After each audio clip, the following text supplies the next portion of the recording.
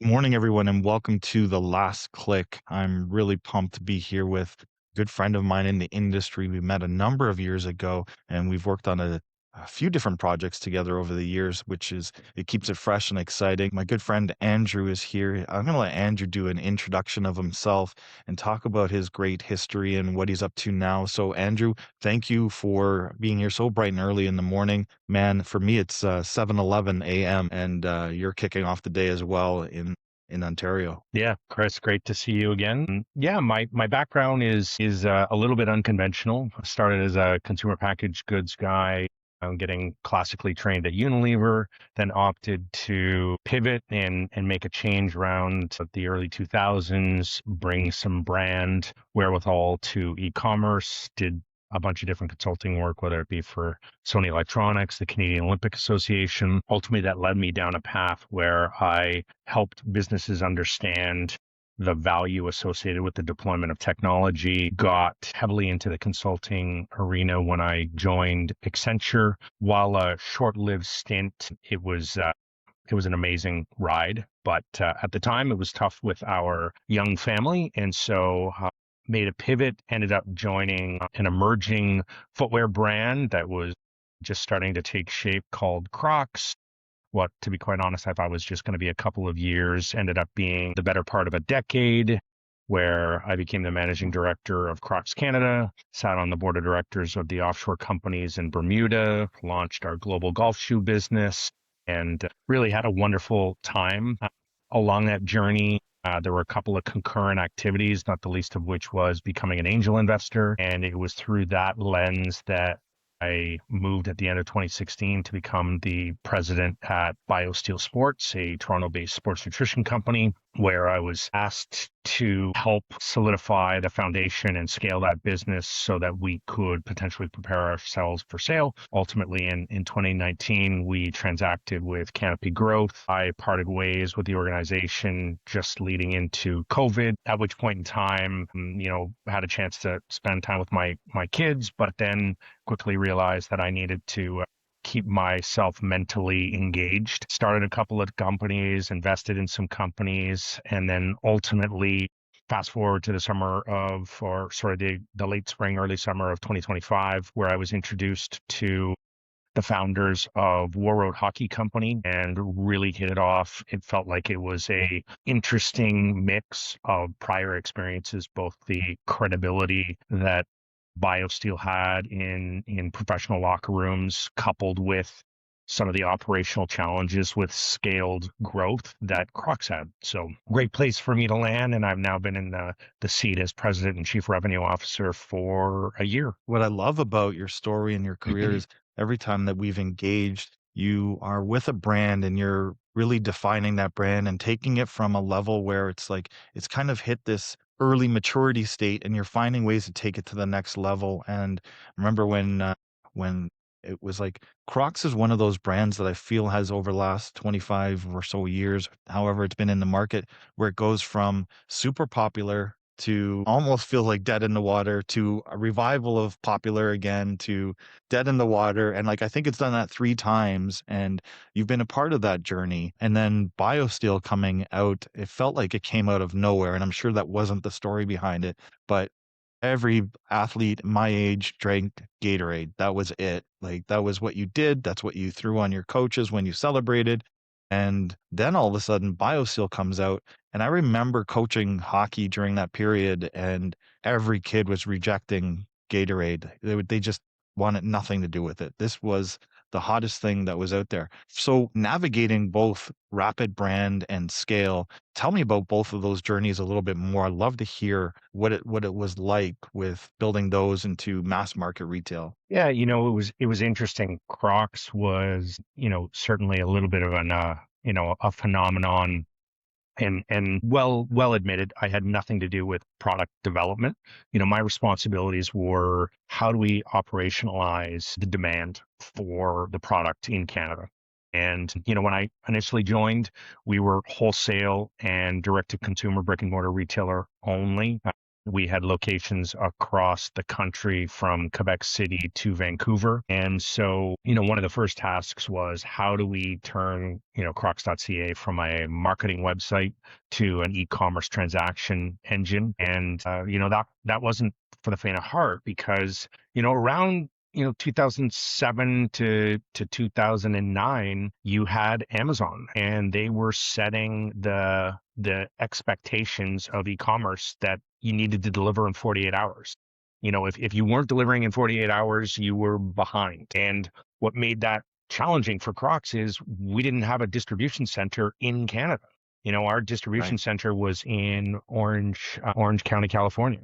And so it was just one of those things where knowing that that fulfillment center wasn't going to get any closer to corral and maximize growth, you needed to manage expectations. And to some degree, that's what building the Crocs brand was all about, was helping all of our partners across all of the different channels understand where their place in the ecosystem was. You Right. had product development would make hundreds and hundreds of different shoe varieties and color options available. You would say that e-commerce had the potential to offer that full 100% variety. Then you had our own retail stores that on a seasonal basis might offer 60% of that variety because it just wasn't practical to try and offer everything. And also the responsibility was, sell what is going to be bought. Don't just sell what you would like to showcase. And then the next natural one was your wholesale partners, your national partners in different channels like Sport Check or, Softmock. And then they had their, portion of core assortment. And so what we wanted to try and do was make it so that everybody could have their piece of the pie and satisfy the demand for the audience that they, let's call it, owned, right? We curated some early research at that time to say, there was this path to purchase, understanding that consumer's path to making that final decision, both within a category, but also retailer impact in your brand. And what I found at the time that I still think holds true today is a consumer decides very early on in their path to purchase whether or not they're going to choose a retailer first or a brand first. And so think of it like this. I'm a Sport Check loyalist. I go to Sport Check and then I choose the brands that are available at Sport Check. Or do I say I'm a brand guy first and then I figure out where I can buy the brand style that I'm interested in? And I think that nuance is super important because it allows everybody to have a really competitive opportunity, regardless of the channel that they're in, whether it be e-commerce or shoe specialty, whatever the case may be. And the same thing shows up when you take a look at BioSteel, right? You have the likes of the Vitamin Shop and Popeyes. Those are your specialty stores. Then you also have, what was an emerging opportunity for us, which was why not go where the athletes are already going for some of their other things? Let's develop a relationship with Sport Check, right? And with other sporting good vendors. And then, an emerging category that sort of we helped bring to the attention of the retailer was, the grocery stores for a long time thought that they were going to bring pharmacies into their stores, and they built out huge footprints of pharmacies. And I think, perhaps to paraphrase, waiting until somebody's not feeling well is, what the pharmacy satisfies. But what Yeah. you started to see was an emerging trend of health and wellness. Let's get ahead of this. Let's really focus in on clean product, green product, organic product. And so we carved out an opportunity for ourselves at BioSteel to have our products in grocery stores where people were naturally looking. I remember back in the day, we sort of talked about at BioSteel. We aspire to give Canadians and all households a reason to have something from BioSteel in the pantry. Are you a protein smoothie person in the morning? We've got a product for you. Are you an Right. athlete that's looking for a good sugar-free alternative to some of the other sugary sport drink beverages? We've got an option for you. Are you somebody that's just looking to augment their leafy greens? Well, we've got a great greens product. So we were diligently trying to give some reason to be there. And I think that that's, again, kind of another way you can give your your retail channels a real opportunity to be successful. I what I appreciate about everything you were saying there is a lot of brands or entrepreneurs starting out is they don't really define a channel strategy to start and how they're going to treat the retail space versus D2C versus an Amazon marketplace, for example, which is, I think it hurts a lot of companies because they're trying to sell the same thing everywhere. And it doesn't have the ability to make sure that a specific retailer feels important and that you've curated something for their environment. What I loved about BioSteel was the independents had it. So I was taking my son to get his skates sharpened, and I can always count on grabbing some BioSteel while I was there during that experience. It wasn't a secondary trip that I had to make. It was convenient from being with some of these independents on the sports side. And with Crocs, what I appreciated about the Crocs business was while they're not the sexiest things in the world, it was clear that nobody was marketing around that. It was about the durability, the comfort, and the fact that you can have an indoor pair and an outdoor pair and do all your activities. And then I love the little fun that people would have with them. And I'm going to butcher the example, but it was like sports mode versus just wearing it where you flip the top of that thing. It was just like some of Yeah. those little elements were great. Yeah, and don't even forget. I mean, when Crocs acquired the Charms company Gibbets, right? Just another Yes. way to bring individuality, personality to those shoes, fill the holes. The sport mode was definitely, one of the fun things you could do, and arguably the way most people wore their Crocs. But putting in charms was just sort of another way to make it a little bit unique. And to be quite honest, in our heyday, we sold so many pairs of Crocs. I think it was a little bit of a self-defense of parents, because if you went into a front, the front door of a house during the summer, and there was 10 kids over, and they'd all toss their Crocs on the ground and they all were the same color, there'd be no way of differentiating between one pair and another. So So true. for that, I think it was pretty cool too. Yeah, it was very cool. From a brand positioning in versus mass market growth, how did you approach the performance positioning and customer acquisition when managing brands that changed conventionality in the norms? Yeah, Crocs was probably, far enough back now in the history that, a lot of the lessons that may have been learned from customer acquisition and long-term value and things like that were probably pretty antiquated by today's measures. So I think the more appropriate conversation is, how did we do that in the world of BioSteel? And what became really interesting about BioSteel was we were born on the backs of an athlete need, and we built that brand under the pretense that if you know, you know. And there wasn't going to be a ton of money spent on, those customer acquisition nuances from a traditional perspective, because we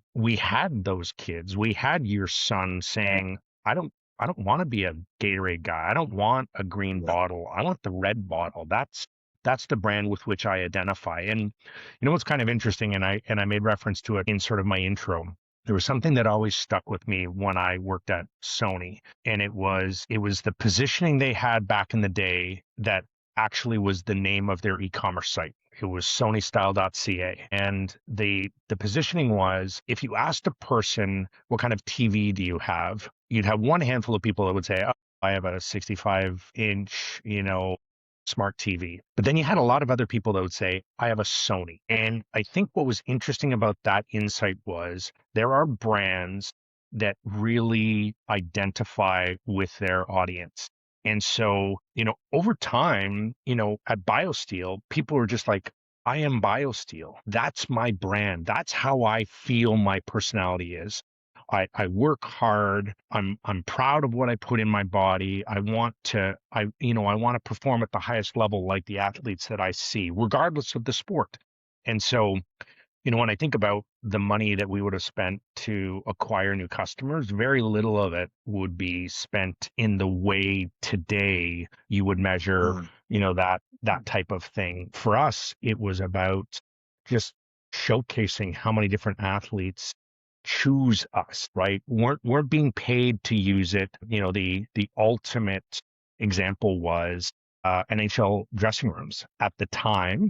Pepsi slash Gatorade had the NHL rights, and we were still selling lots of product to NHL teams because the athletes asked for it. It's a really interesting place. There are always going to be league-wide brand deals, but the athletes will always have an opportunity to say what it is that they want. And that also manifests itself in my present day world of Warroad, but it's really interesting. And so when you know that the athletes are choosing it because they believe that it's best for them, that that drives a lot of your brand awareness naturally. Now, admittedly, post my departure from BioSteel, there was a lot more money spent on driving Yeah. that.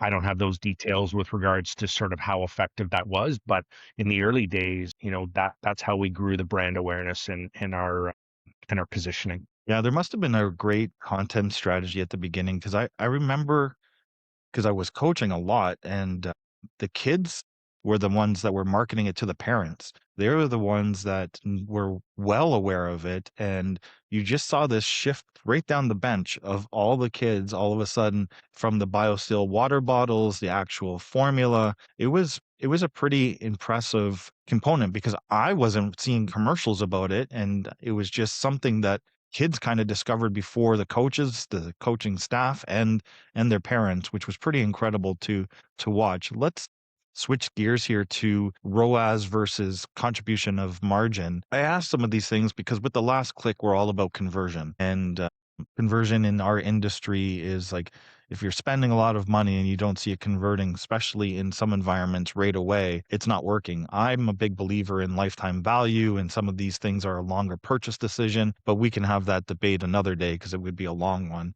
How do executive teams balance immediate channel ROAS targets against contribution margin and true profit growth? Because you need both. You need to be advertising, you need to get out there, but you also need to be responsible as a steward of the company and make sure that it's profitable in what you're doing. Yeah. So I think there's actually a third component there that, any entrepreneur will tell you is true, but needs to be contemplated in that equation. And that is cash flow, because you can have good ROAS, you can have great lifetime value, but if the sales cycle is delayed, then you're going to have a cash flow issue, right? So I can have great return on ad spend as I try and solicit the Chris Parsons of the world. And when I win you over, I know that your LTV is going to be far higher than what it costs me to acquire you. But if Right. I only tap into that LTV over, let's say it's Warroad and it's my protective Yeah. garment. I know for all intents and purposes, even if you're making the decision for somebody in your family, that could be year to year. Now, I may have you for 4 or 5 years and I may be able to calculate my LTV, but if I'm only getting a sale from you once a year, then cash flow becomes one of my other challenges. And so I think it's important. One of the other things you need to look at it is, how do I stay relevant with that customer with whom I have connected and give them a reason to come back more often and buy things, even if in smaller incrementality along that journey. I sell you a protective garment for your son once a year. Great. That's a $200, retail sale, whatever the case may be. But what I really need is, I need your son, like in the BioSteel days, to align with Warroad and say, Dad, I want to get a hat, or can I get that Hmm. hoodie? And then what you try and start to do is, you've got to figure out a way that you can collapse. Because I mean, in a perfect world, you'd say, well, could I get my long-term value out of Chris Parsons in 12 months? Unrealistic, right? That's not really long-term value. But what I really want to do is, I want to shorten the amount of time it takes to get closer to that LTV number, because otherwise you just plain old run out of cash, right? And that, I think, is something that a lot of people don't think about, because those two metrics can be fantastic and you can still become insolvent. Yeah, that's a great point. I was having a conversation with a friend of mine, Mark, who's introduced sleep protein to the market, and sleep protein is just really starting to roll out. And I got him a meeting with someone who's really interested in selling it. But he's trying to do everything self-funded and not let people buy into the business, and which I really appreciate. So cash flow is really important. Like, he can't just all of a sudden open up to 20 retailers and have $5 million of inventory that he hopes sells through, because it's his mortgage, it's his home, it's his retirement. And I I love the methodical thinking that he has around launching his business in a clear path that's going to set him and his business up for long-term success, and not just have a bunch of SKUs out on the market so everyone sees it, but then nobody's actually buying it fast enough. And you know as well as I would, is a lot of these things have expiry dates on it. So you have to be very careful of how long it sits on shelf, because even though you might have a good run rate, if you've oversaturated the market with it, 25% of your inventory could be going onto the clearance shelf and finally into the dumpsters. So, talk about a Yeah. big hit on cash flow. So it was really interesting having a conversation with him about that exact topic just yesterday. So it's smart. And with Warroad, you're exactly right. You kind of get people to buy that first piece of protective equipment, but then you have to follow the kids' growth each season, hoping that they're going to buy more. So what can you augment it with to keep them engaged with the brand? And I see hats a lot, but there's you guys have a ton of ways that you engage with consumers. Maybe we should talk to help people understand more about Warroad, and just how do you bring it to life? Because it's great. It's a great product, and I know probably 80% of the kids that I was coaching were migrating to it away from some of the other brands in my last few years of coaching. Yeah, so Warroad was originally born at the hands of three founders, one of whom, TJ Oshie, had a long-standing NHL career. And while sort of originally kind of just a fun hockey brand that was an idea, really got a shot in the arm when there became a mandate in the United States for neck protection. Now, as Canadians, amateur hockey, we've been living in a world where neck protection has been part of the fabric for many, many years, but in the United States, that was different. Then following, the tragic death of Adam Johnson in the UK, and suddenly now you had a moment where there was a lot of polarizing energy. And so Warroad became synonymous with a brand that wasn't just going to protect the athlete and their neck, was going to also offer a protection solution in other vulnerable areas. Most notably, Mhm. we offer a garment that has wrist protection, sort of the gap between the glove and the elbow pad, wrist protection there. We've since emerged to, we are launching our Flying Eagle sock that is going to offer, industry leading cut protection for the entire leg, Achilles, from the ankle, Achilles tendon, all the way up through the calf. And so this becomes, a moment where we as a brand, you talk about, our entry point is undoubtedly the garment, right? It's best in class. It's being elected to be worn by NHL players throughout the league. But the reality is we're in the business of protecting the athlete. And there are a bunch of other places where that athlete needs to be protected. And that's kind of where our product evolution comes from. But at the end of the day, there's also only so many of these base layer garments that you are going to wear, and you wear it when you're on the ice. And as Yeah. players and as parents, there's only so many hours of that time. So we also have team kits where organizations can get their branded off ice kits, but there's also lifestyle products and hats.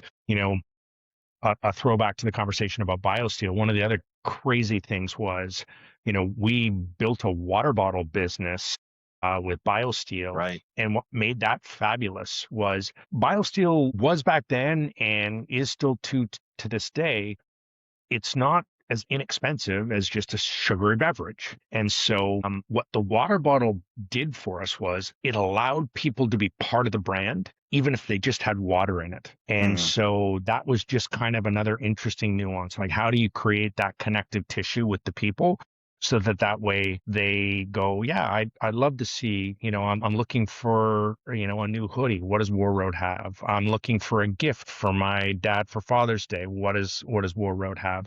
And so our brand evolution is going to come from that. And, we're working diligently to sort of be the voice of protection and then offer people a reason to be part of the brand for life. I love that you're moving to the socks. As you know, I know a little bit about protective hockey socks, but I think the consumable item there is key because kids go through those socks so fast. I know when they love them, they it's funny, we intentionally make them for hockey players and their skates. I had family members wearing the socks just to work because they were so cool and comfortable, and they would wear them in their shoes, and then they would tell me jokingly, "Hey, they don't last long enough. There's holes coming in them." I'm like, "Well, you wore them for every other day. activities every day running around in your basement," but they actually the parents really appreciated that alternative to some of the Kevlar materials that were out there that were a little bit harsher on the legs, but For it's sure. great, that consumable aspect, because that will keep customers engaged with Warroad continuously throughout the season as kids play hockey pretty much year round now. Yeah. So, and then as they're ready to migrate back into the protective wear on the the upper body and that Yeah. bigger $200 purchase, they've created that brand loyalty over a longer period of time. And back in the Crocs days, although I had nothing to do with the product development, I did my best to showcase the product to allow retailers who had different positioning to do different things. But in the BioSteel days, when I did have a much more direct hand on product innovation, we would often look through innovation through the lens of what our customers and our retail partners required, right? So for those that know the BioSteel story, once upon a time we were one SKU, one size, one color, one product, one flavor. And so as we contemplated expansion, the first thing we addressed was, well, it's expensive. It was a $60 container. How do we, I don't have that much money and I don't want to take that risk. Okay, well, let's make a smaller size at half the price, right? Okay, good, good, good, but I don't like scooping powder because it's very messy. I said, okay, let's come out with some tubes, so single serve tubes, so that they could be thrown in your gym bag, but they could also be used for sampling activities that we would end up subsequently doing from an event marketing perspective. Great. So now we have different form factors, different price points. We hear from customers. I would love to go towards BioSteel, and we would have these conversations with moms and kids alike, but they'd be like, oh, I can't do, the mixed berry. It's just, it's not a flavor that I like. Great.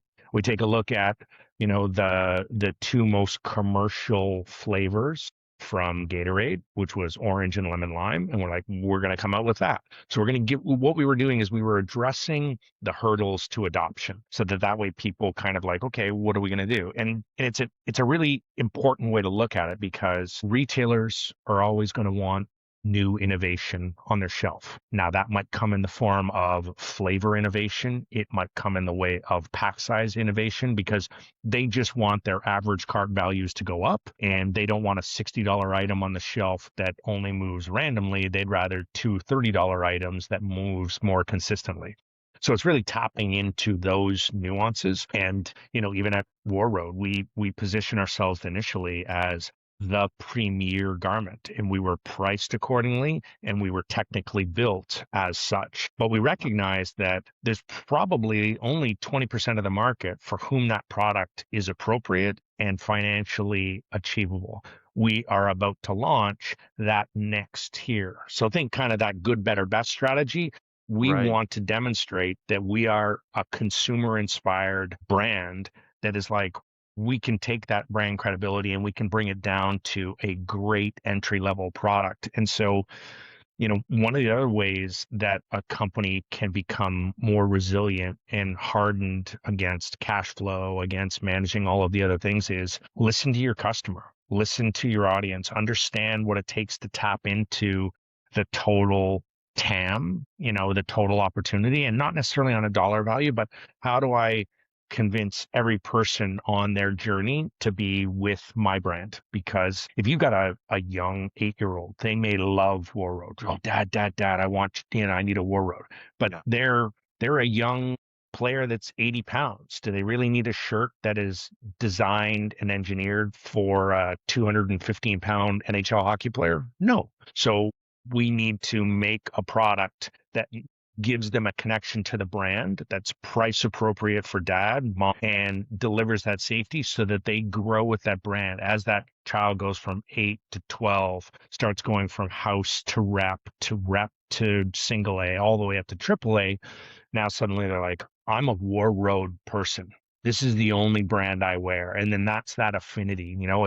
If you're lucky, really lucky, you get to play, after you're 18.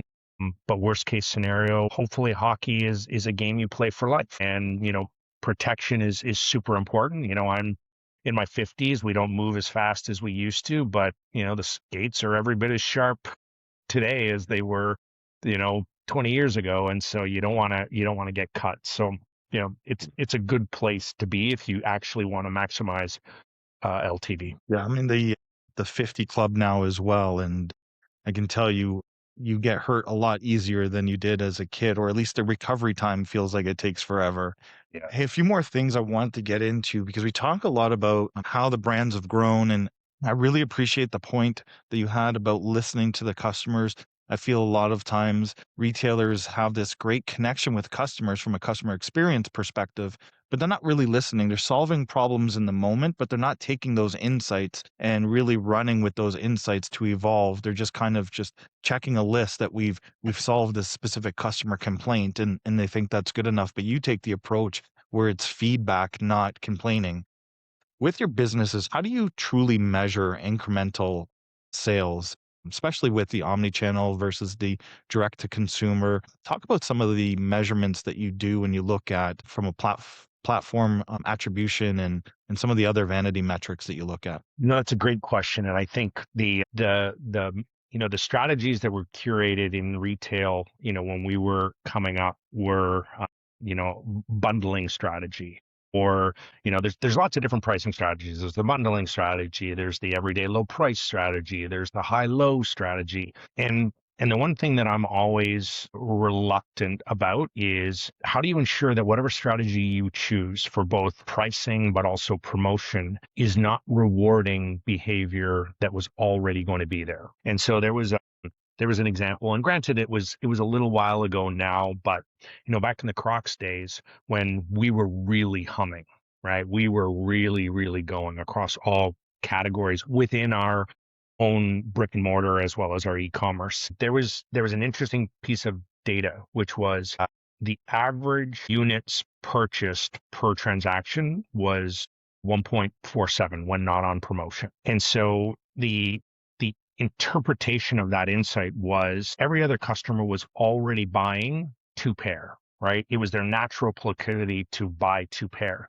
So when we went on promotion, buy one, get one, whatever your discount is, 50% of the time you were rewarding behavior that was already there. And so when you think about promotional stuff, you need to take a look at the data and say, what is it that I would like to change? How do I get them to go just a little bit further? We all see it. It's shopping cart math and e-commerce. I have my free shipping threshold at $200 before tax. And one of the most expensive things I sell is $199, right? Like it's the same concept. How do you get people to go up? In the case of, the Crocs days, we migrated to escalating discounts the more pairs you bought. So you still gave them a reason to buy two pairs. You might say 20% off if you buy two pairs, 40% off if you buy three pairs, that kind of thing. So you were rewarding behavior that you aspired them to push towards while recognizing that there was some underlying likelihood of them buying two pairs anyways. Right. So I think you need to do that.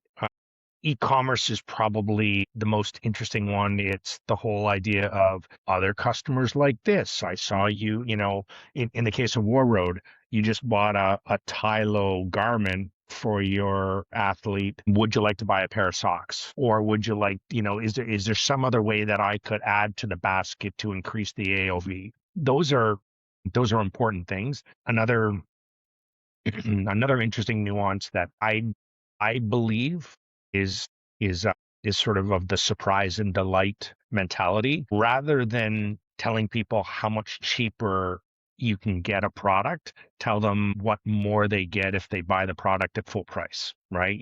Could we throw in a pair of, if you bought in the case of Warroad, if you bought a hoodie and a pant, we'll throw in a hat rather than, the hat has a $45 value rather than discounting the hoodie and the pant by $45, give them $45 worth of value. Right. And we as brands also know, hey, that's one more time that person's going to be wearing our brand, but also we're paying in retail value, but our spend is the cost of goods sold. And so it becomes an equation that works well. And so, I think that brands need to look at it through that lens, because if you're rewarding pre-existing behavior, you will only see your contribution margin erode because you're not actually getting more revenue as much as you think. I love that. I often talk to people that retail math is a real thing. They're like, "What is retail math?" And I'm like, "Oh my God, the amount of different things we do to drive levers and not think about." I often get clients that are stuck on the customer bought this one item and it was low margin and they're panicking. And I'm like, "That's okay. The more that they buy that one item at a low margin, they're creating an affinity with your brand and they will start to build baskets and you'll get lifetime value out of them. But if you get rid of that item because it is a low margin item, what is the reason to engage with you?" So I love your example of getting the two items, throwing in the hat, and only maybe the cost on the hat is 25 bucks. So it's not really costing you $45. That's the retail value, but the cost of the good, it's well worth it because like you said, now you're getting advertising from that hat as they wear it to school, wear it to the rink, etc. So very smart plan. I think that's a great tip for others listening to this to take away. I'm gonna just try to wrap up with a couple quick questions here. What I Yep. try to do, Andrew, with anyone watching is give them some takeaways, some key real nuggets, because we go to so many conferences and we hear the top level conversations. No one gives away secrets, and it's like, okay, that was an interesting story, but what do I get with that? So with some of your experience, I'm going to just jump to one about paid versus authentic endorsements, and that question I really think is key in this industry. BioSteel is the example I have, but you could talk about Warroad. And with paid versus authentic endorsement, in today's paid influencers, it's really kind of gotten out of control. You can find an influencer with 10,000 people, with a million people, and finding that right fit for your brand. How do brands build authentic credibility, not just people talking about it for this because they're sponsored on it, but authentic credibility that actually drives the paid conversion rather than and just impressions? Because often say that, oh, my newsletter I went out and 2,000 people opened it. That's great. I don't know if they actually read it or they just clicked on it in an email. So there's a big difference between actual converting customers and those impression metrics. Yeah. I mean, I do think you hit on it in the way you talked about it. It's that authentic connection. On one hand, we are all being collectively overwhelmed with, messages, whether regardless of the platform, it's television, it's Instagram, it's TikTok, it's Facebook, it's LinkedIn, whatever the case may be. But I think more and more people have now been either trained to or have become just self-aware that you can't always trust everything that you see on these platforms. And so as such, I would say that they know that authentic that authentic reality, right? And so, I often think back to the days when I remember seeing Mark Messier, talk about Lay's potato chips. And I always thought it was a fabulous commercial because, of course, I liked, Mark Messier. But, as I grew older, I often thought to myself, well, the hockey players that I know don't eat potato chips. So that doesn't feel like it's a really authentic, Right. storyline. And so for us, it's, do your best if you're going to engage with paid marketing, paid media, finding an influencer were they a fan of yours before they came, asking for a collaboration and $5,000 post? Like what was it about them that kind of did that? Because people see through it, right? And the other reality is it's probably the lowest click through. I mean, the example that you gave of the newsletter, I think the first level is, do I authentically believe Chris is a voice that I would like to hear from? If I do, because I've read by my own volition other stuff, then clicking on, I would like to get that newsletter. Great. And then you look at the newsletter and you take a look at it, and is the content relevant, right? And then you might say, I'm going to measure that against my unsubscribe metrics. New people added, people, dropped off. And so, it's if you create an authentic connection with somebody and they think that it's of value, that's where maybe you put a little bit more gasoline on that fire, right? You try and push that out further. It's not necessarily the same analogy, but if you put 100 ads into the Meta platform, they know which ads are working, and that's where they direct the spend. It's the same sort of thing. They think of it as, is the ad working? I think of it as, is it credible that that connection is there, and then you put sort of money, put money behind it. Smart, smart.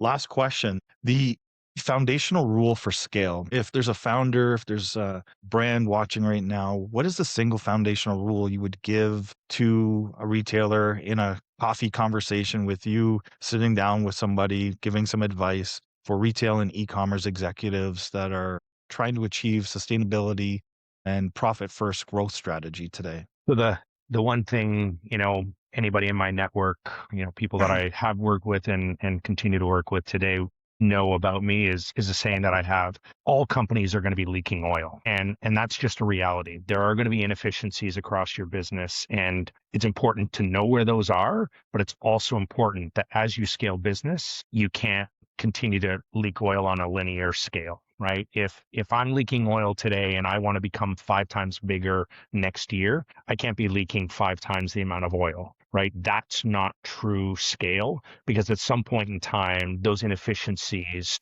will completely undermine your brand, the consumer experience, the innovation pipeline, any of it. So the single biggest thing that I would tell any entrepreneur, any retailer is, know that the places where you are inefficient, you must address, because without a strong foundation, you will not scale. You can't really grow at a rate faster than natural if you're not being mindful of some of those areas, right?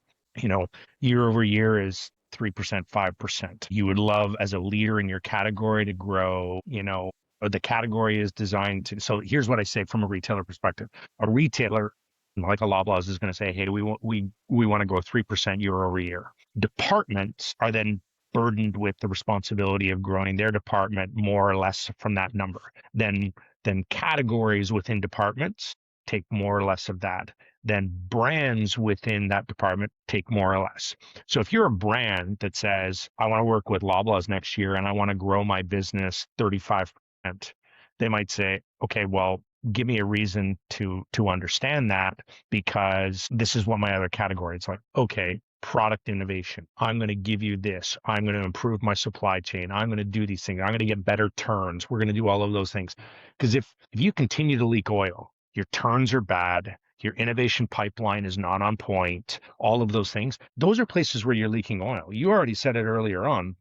If you're in a consumer product and you don't get the turns and your innovation isn't trend right, you could have 30% of that product go stale date on the shelf. It gets cleared out, and then you have to pay billbacks.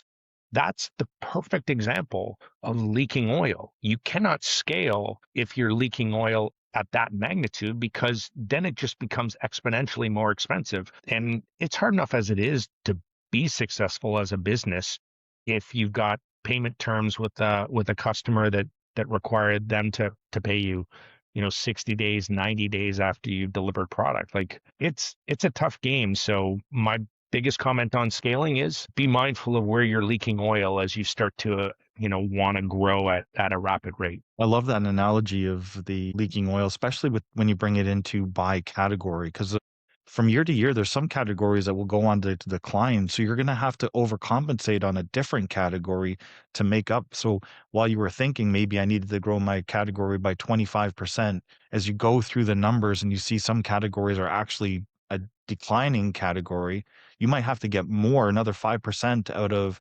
your strong categories or find in to bring that number in.